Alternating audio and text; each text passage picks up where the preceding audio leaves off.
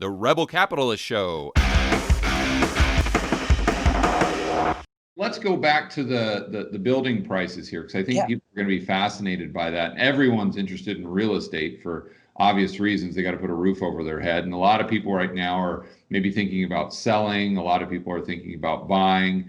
And you talked about those prices really spiking, but how do prices come down? I mean, that's the question. So, okay, well, in my opinion, on as far as house prices go, and the construction prices, the lumber prices are far beyond what they should be right now. I mean, it's like an unrealistic price. I mean, we're at, well, the November contracts are up right now and they're around the low 600s, but the September contracts, which just closed, we're at 900 per thousand. And 900 per thousand. Contracts on lumber, right? Yeah, we're talking about the future contracts on lumber prices.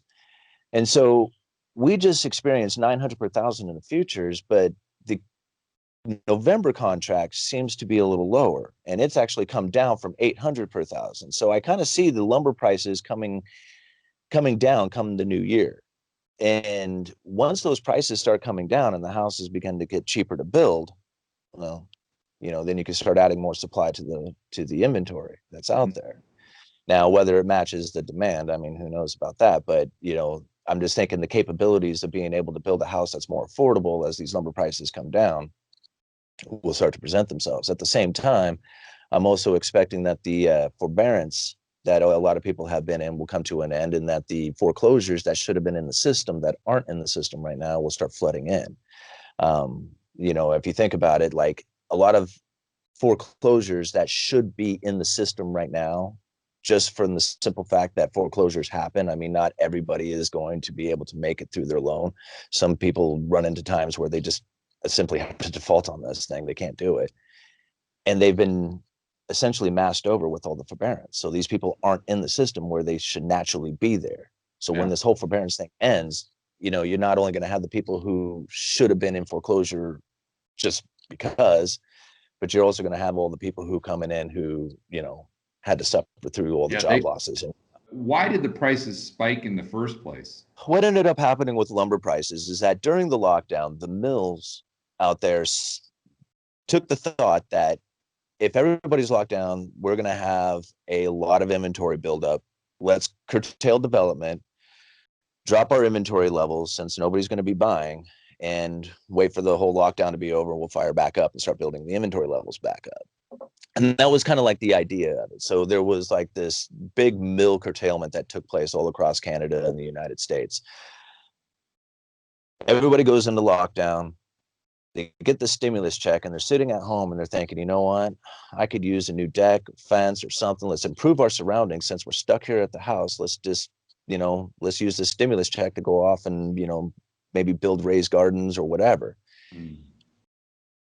So lumber yards being an essential business and like pretty much the only place you could go to spend your money, a lot of these people went out and started spending money on pressure treated lumber and lumber in general, and it zapped the inventory levels to nothing. So the demand didn't go down, it actually went up. Yeah. So all of a sudden the mills found themselves like with inventory levels depleted, and now trying to fill that inventory again has been very difficult, because at the same time as we were coming out of the lockdown, building had a backlog of projects that have been waiting to get into the system that had been sitting there stalled because of the lockdown, came flooding in at the same time. The projects who probably naturally would have started at that time were coming in at the same time. So all of a sudden there was a big demand right after a demand that they weren't expecting had taken place. Right. So there was like a double whammy that took place. The mills, they you could fire up a mill and start producing all kinds of lumber, but the problem is that a lot of this lumber needs to be dried. So it has to go through a kiln, which means limited space and time. And you can't make that go any faster than what it takes. So there's like a bottlenecking taking place going through the kiln. Same thing with the pressure treated. The pressure treated companies did the same thing. They had dropped their inventories thinking that they were going to be sitting on a lot of inventory during the lockdown. That didn't happen. They zapped their inventory levels. They couldn't fill the supply again because now they have to treat all this lumber, and they have an extra waited time because they have to not only dry the lumber, pressure treat it, which all takes time and limited space, but then they have to sit on it and wait before they can ship it because it's a hazardous material that travels down the highway if the chemical is dripping off the lumber. So they actually have to let it sit there and drip for like 2 weeks, and then they can ship it out onto the highway. So there's like this huge bottlenecking taking place through the processing of lumber. But that's not the only thing that's limiting the amount. And, and when you have all this demand, people like, if you cannot get your hands on the lumber, you will pay any price. It doesn't, at one point, this is like, you got to build the house. You will pay any price. It doesn't matter what it is at some points. Yeah.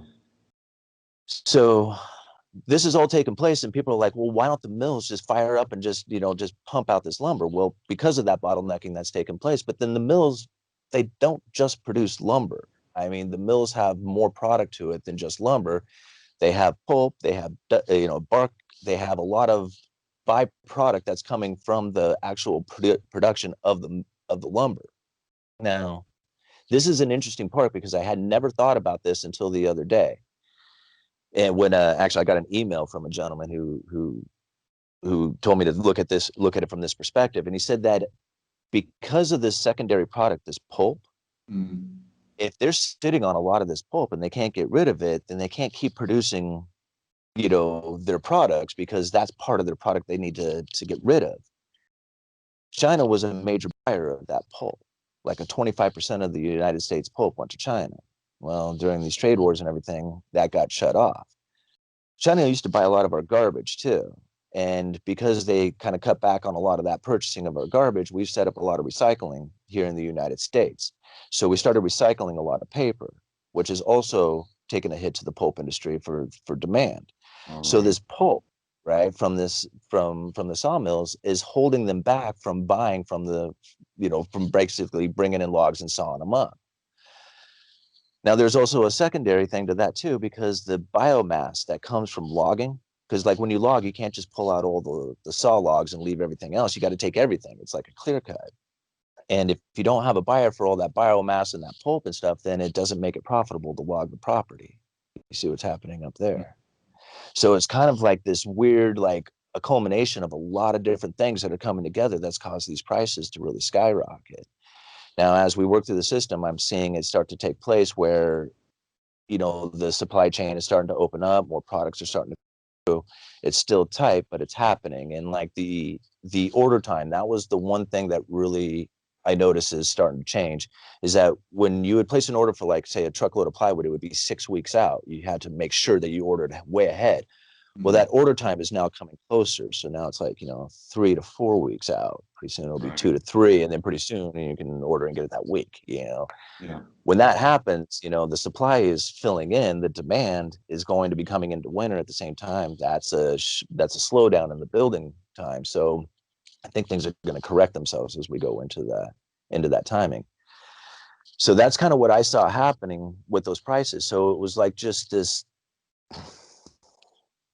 bad timing. It was like, really, it was what it was, and a bad decision by the mills.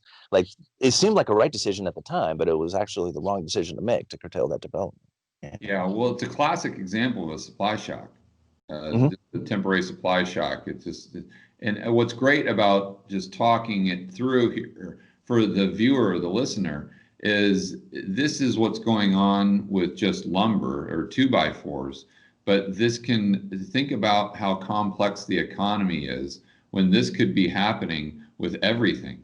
It could be happening with food at the local grocery store. It could be happening with car supplies. It could be happening with those tires that I bought the other day. I mean, everything across the economy. It's this complex. It's that we go to a Home Depot or your lumberyard and we see the 2x4s sitting on the shelf. And we just say, oh, pretty easy. They just ordered some 2x4s, marked up the price a little bit, and I'm here buying them. But we don't understand that there's so many things that actually went into just getting that 2x4 sitting right there on the shelf, and then so many byproducts of that. And it goes back to the pencil example that Milton Friedman always used to use. So next time you're thinking through kind of a tops down or a bottoms up approach to the economy, whether it's someone arguing for free market capitalism, or maybe someone arguing for a more of a socialist approach or Marxist approach where the government, we have these central planners. Just go back to this episode where I'm talking to the Uneducated Economist about 2x4s and think about how well the government could manage this process that we're talking about right now.